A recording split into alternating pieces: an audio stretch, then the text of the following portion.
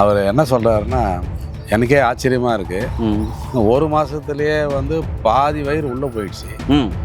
நான் பல வருஷமாக நிறைய வைத்தியர்கள்கிட்ட வாங்கி டாக்டர்ஸ்கிட்ட வாங்கி சாப்பிட்ருக்கேன், நிறைய செலவு பண்ணியிருக்கேன்.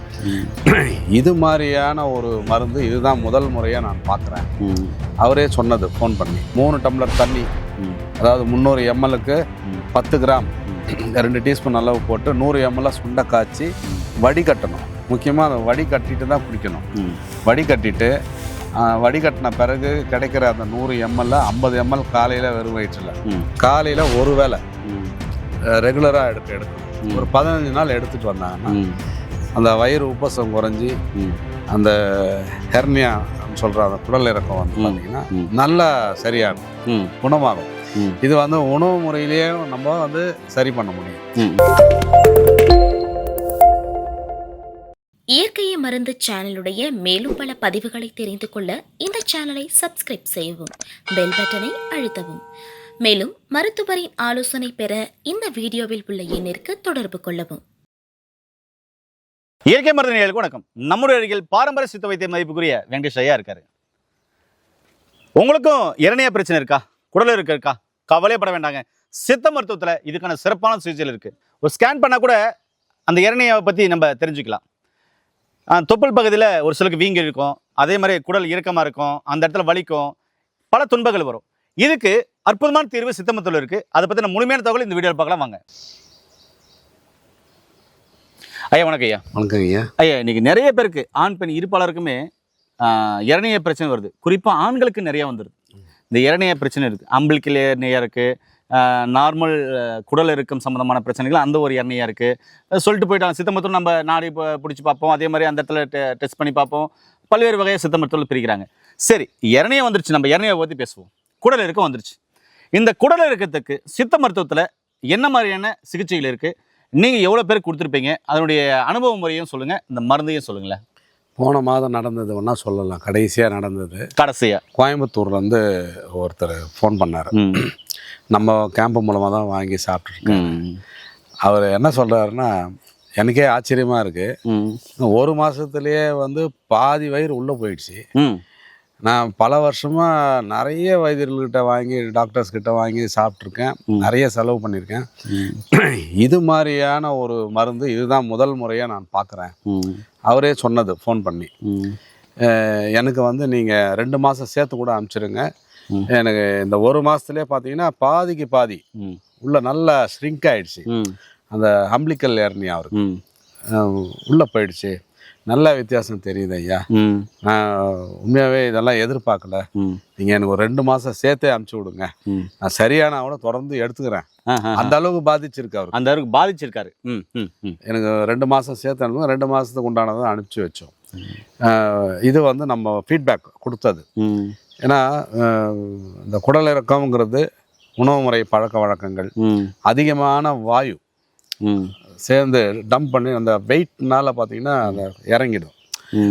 மெஸ் வச்சு தைப்பாங்க, ஆப்ரேஷன் மெஸ் வச்சாலையும் திருப்பும் உணவியல் முறை வாழ்வியல் மாறுறதுனால அந்த மெஸ் கிழிஞ்சிருது அப்படின்றாங்க. அதனால் இந்த மைதா சம்மந்தப்பட்ட பொருட்கள், பரோட்டா, ஃபாஸ்ட் ஃபுட் ஐட்டம், அது மாதிரி கண்டதை சாப்பிடாதீங்க. ஜங்க் ஃபுட்டு அதெல்லாம் அவாய்ட் பண்ணுங்கள். ரொம்ப மசாலா வாயு அதிகமாக உற்பத்தி பண்ணக்கூடிய காரமான உணவு வகைகள்லாம் அவாய்ட் பண்ணுங்கள். மொத்தத்தில் கேஸ் ஃபார்ம் ஆகக்கூடாது. திட உணவுகள் ரொம்ப அதிகமாக எடுக்கக்கூடாது. எடுக்காமல் இருந்து இதை சரி பண்ணிக்கோங்க. ஃபர்தராக சரி ஆனாலும் அந்த உணவு முறையை கொஞ்சம் ஃபாலோ பண்ணிங்க. சரி விகித உணவு எடுங்க. ரொம்ப காரம், வறுத்தது, பொரிச்சதெல்லாம் எடுக்காதீங்க. திட உணவை குறைச்சிக்கிங்க. குறைச்சாலே உங்களுக்கு நல்ல இம்ப்ரூவ்மெண்ட் கிடைக்கும். வெகு விரைவில் மீண்டு வந்துடலாம். ஆமாம். அப்போ பெருசாக அதுக்கு அறுவை சிகிச்சை தேவைப்படாது ஐயா? ஆமாம். அதாவது ரொம்ப அந்த கிழிச்சல் அதிகமாக இருந்தால் கண்டிப்பாக அறுவை சிகிச்சை பண்ணி தான் ஆகணும். அந்த மெஷ் வைக்கணும். ஏன்னா இவங்க மலம் கழிக்கும் போது உட்காந்து முக்குனா கூட பார்த்தீங்கன்னா வெளியே வந்துடும். ஆமாம், ஒரு சிலருக்கு உள்ள அது வெளியே வந்து நிற்கும். அதனால் அந்த மாதிரி ரொம்ப முத்தி போச்சுன்னா நீங்கள் பண்ணி தான் ஆகணும், வேறு வழி இல்லை. அதெல்லாம் பல வருடம் ஆகும். நான் சொல்கிறது வந்து ஆரம்ப நிலையில் அல்லது ஒரு 50% அதிகமாக இருக்குது அப்படின்னா அவங்க வந்து சரி பண்ணிக்கலாம். ஆனால் அந்த உணவு முறை ரொம்ப முக்கியம். ரொம்ப சாலிட் ஃபுட்லாம் சாப்பிட்டு திட உணவுகளை சாப்பிட்டு வயிறை பெருசாக்கக்கூடாது. மலை ஜலம் நல்லா ஈஸியாக கழியணும். ரொம்ப ஸ்ட்ரெயின் பண்ணி போகிற மாதிரி இருக்கக்கூடாது. பற்றற கழியணும். நான் போயிட்டேன்னுலாம் சொல்லக்கூடாது, பற்றார கழியணும். அந்த மாதிரி இருந்தால் தான் இதை சரி பண்ண முடியும். ஏன்னா மருந்து மட்டுமே வேலை செய்யாது. நீங்கள் உங்களுடைய டே டு டே லைஃப்பில் நீங்கள் செய்கிற அந்த மிஸ்டேக்ஸ் எல்லாம் சரி பண்ணிவிட்டு எடுத்தீங்கன்னா சரி பண்ணிக்கலாம். நண்பர்களே, இதுதான் அந்த மருந்து. ஐயா காமிக்கிற பாருங்க. ஐயா இது எப்படி சாப்பிடணும் ஐயா? எத்தனை வேலை சாப்பிடணும் ஐயா? இது நம்ம வழக்கம் போல் இந்த கஷாயம் 2 வேளை வெறும் வயிற்றில். 2 வேளை எந்த அளவு எடுக்கணும் ஐயா? 3 டம்ளர் தண்ணி, அதாவது 300 ml-க்கு 10 கிராம் 2 டீஸ்பூன் அளவு போட்டு 100 ml சுண்டை காய்ச்சி வடிகட்டணும். முக்கியமாக அந்த வடிகட்டிட்டு தான் குடிக்கணும். வடிகட்டிட்டு வடிகட்டின பிறகு கிடைக்கிற அந்த 100 ml 50 ml காலையில் வெறும் வயிற்றில், மீதி 50 ml சூடு பண்ணி ஒரு 5 மணி வாக்கில் மாலையில் எடுத்துக்குங்க 2 வேளைக்கு. இதை வந்து வெந்நீரில், இது என்னங்க ஐயா? இந்த சூரணம் வந்து பார்த்தீங்கன்னா வெந்நீரில். ஆமாம், இது வெந்நீரில் உணவுக்கு முன்னாடி ஒரு 1/4 டீஸ்பூன், அதாவது எடை கணக்கில் 1 கிராம் அளவு, காலையில் உணவுக்கு முன்னாடி இரவு உணவுக்கு முன்னாடி 1/4 ஸ்பூன் எடுத்துக்கலாம். வெந்நீரில் கலந்து எடுத்துக்கோங்க. ஏன் நேயர்களே, உங்களுக்கும் இளநீர் பிரச்சனை இருக்கா, குடல் இருக்கா? கவலைப்பட வேண்டாம். சித்த மருத்துவத்தில் இது மாதிரியான மருந்துகள் நிறைய இருக்குது.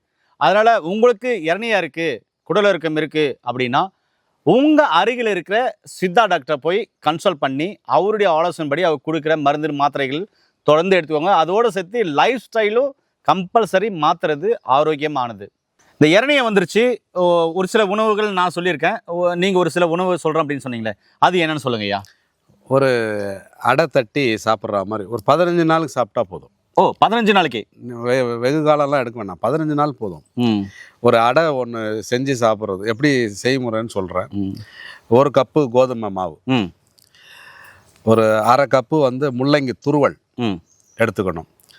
சீரகமும் மிளகுத்தூளும், சீரகத்தூள் வந்து ஒரு 1/4 ஸ்பூனு, மிளகுத்தூள் வந்து ஒரு 1/4 ஸ்பூன், 2 சிட்டிகை இந்துப்பு போட்டு நல்லா பிசைஞ்சு அடை தட்டி காலையில் ஒரு வேளை ரெகுலராக எடுக்கணும். ஒரு 15 நாள் எடுத்துகிட்டு வந்தாங்கன்னா அந்த வயிறு உப்பசம் குறைஞ்சி அந்த ஹெர்னியான்னு சொல்கிற அந்த குடல் இறக்கம் வந்து பார்த்திங்கன்னா நல்லா சரியாகும், குணமாகும்.